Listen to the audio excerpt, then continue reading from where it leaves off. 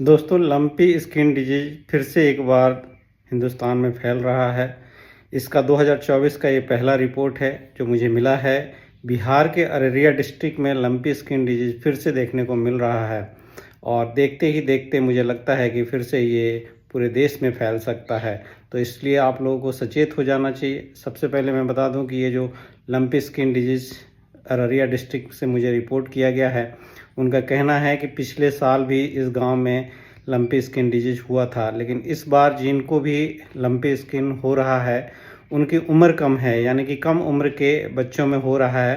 कहने का मतलब ये है कि जिन जानवरों में ये एक बार हो गया है उनमें ये होने की संभावना बहुत कम होती है, लेकिन जो उस साल पैदा नहीं हुए थे, जैसा कि आप लोग यहाँ पे देख पा रहे हैं कि ये जो सारे बछड़े हैं इनकी उम्र काफ़ी कम है और इनमें स्किन डिजीज़ के लम्प्स जो दिखते हैं, नोड्यूल्स जो दिखते हैं, वो देखने को मिल रहे हैं।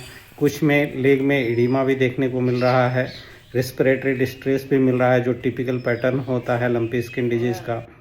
तो आप लोगों को सावधान हो जाना चाहिए कि ये अररिया डिस्ट्रिक्ट जो बिहार का है, नेपाल से लगा हुआ है और कुछ दिन पहले फरवरी मार्च में नेपाल में ये बीमारी बहुत तेज़ी के साथ फैली हुई थी।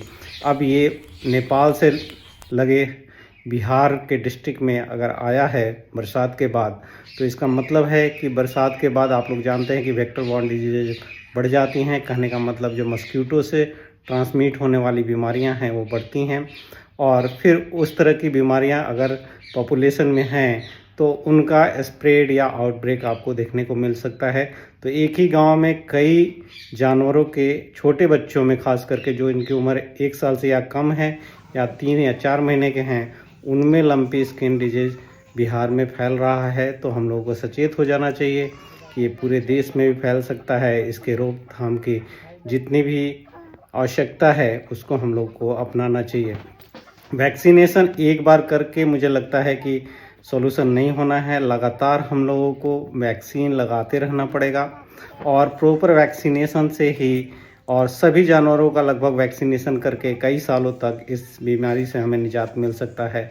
तो बार बार ये बीमारी आ रही है, कुछ वर्ष के बाद आती है, इस बार 1 साल के अंदर ही अगर आ रही है तो ये इंडिकेट करता है कि जो जानवर या तो इन्फेक्टेड हैं या वैक्सीनेटेड हैं, उनमें अगर ये बीमारी होती भी है तो इसके लक्षण कम आते हैं, लेकिन जो बच्चे बाद में पैदा हो रहे हैं उनमें ये बीमारी फिर से हो सकती है और इस बीमारी का पूरा जो सिम्टम है वो देखने को मिलता है।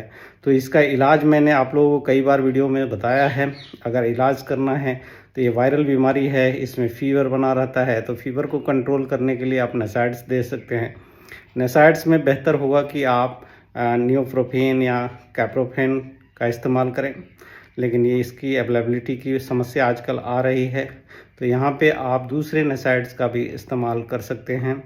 आप देखेंगे तो जो कीटोप्रोफेन है वो इंडिया में एक तरह से बैन हो गया है, तो इसकी अवेलेबिलिटी की समस्या है, लेकिन वायरल डिजीज़ में वो बहुत बढ़िया काम करता है। इसके साथ साथ आपको अगर सेकेंडरी बैक्टीरियल इन्फेक्शन को रोकना है तो वहाँ पे आपको एंटीबायोटिक का सिलेक्शन करना होगा। स्किन तक अगर लिमिटेड प्रॉब्लम है तो वहाँ पे आप फ्लोरोक्विनोलोन्स पे जा सकते हैं, एंड्रोफ्लॉक्सासिन ले सकते हैं, लॉन्ग एक्टिंग एंड्रोफ्लॉक्सासिन ले सकते हैं। अगर लंग्स में प्रॉब्लम है तो आपको वहाँ सीरियस कंसर्न लेना है। लंग्स में अगर सेकेंडरी बैक्टीरियल इन्फेक्शन हो गया है या कफिंग हो रही है तो वहाँ पे आपको अगर फ्लोरोक्विनोलोन भी लेना है तो मार्वोफ्लॉक्सासिन लेना होगा, या आप लॉन्ग एक्टिंग जैसे टिल्मिकोसिन आता है उसका इस्तेमाल कर सकते हैं। इस चीज़ का विशेष ध्यान रखें। साथ ही साथ बछड़े जो भी हैं या जो भी इन्फेक्टेड एनिमल हैं उनके इम्यून सिस्टम का विशेष ध्यान रखें। इम्यून सिस्टम को इम्प्रूव करने के लिए बछड़ों में आप विटामिन ई सेलेनियम का सिरप दे सकते हैं। विटामिन ई सेलेनियम जो है वो मसल में भी काम करता है, एंटीऑक्सीडेंट तो है ही, इम्यूनोमोडुलेटर तो है ही, साथ ही साथ उसकी जो मसल इंटीग्रिटी है या टेंडन्स हैं उनको भी मेंटेन करने में हेल्प करेगा। तो ये एक बेनिफिशियल अप्रोच है। इसके साथ साथ आप विटामिन सी का इस्तेमाल करें। जो विटामिन सी ह्यूमन में टैबलेट के रूप में आता है वो छोटे बच्चों में आप डायरेक्टली ओरल रूट से भी दे सकते हैं। बड़े जानवरों में आप जिनमें रूमेन डेवलप हो गया है उसमें आप इंट्रावेनस रूट से या इंट्रामस्कुलर रूप से देंगे तो उसका बेनिफिट आपको देखने को मिल सकता है। कई हर्बल प्रिपरेशन है जो स्ट्रेस को कम करते हैं। इसमें सीवियर स्ट्रेस होता है और जो ऑक्सीडेंट एंटीऑक्सीडेंट बैलेंस है एनिमल का काफ़ी बदल जाता है। तो स्ट्रेस को मैनेज करने वाले जो सिरप आते हैं, हर्बल सिरप आते हैं, उसका अगर आप इस्तेमाल करेंगे तो एनिमल में जल्द रिकवरी हो जाएगी। तो एक होलिस्टिक अप्रोच लेना होगा, साथ ही साथ आप लोगों को ये जान लेना होगा कि ये बीमारी अभी गई नहीं है, फिर से फैल सकती है, इसलिए सावधान हो जाइए।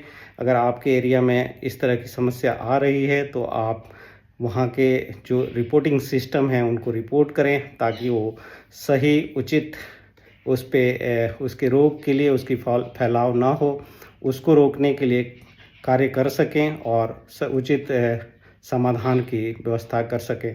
तो मेरे साथ बने रहने के लिए बहुत बहुत धन्यवाद। ये वीडियो मैंने इसलिए अपलोड किया है ताकि आप लोग सचेत हो जाएं, ताकि इस बीमारी को आगे बढ़ने से रोका जा सके। बहुत बहुत धन्यवाद। नमस्कार।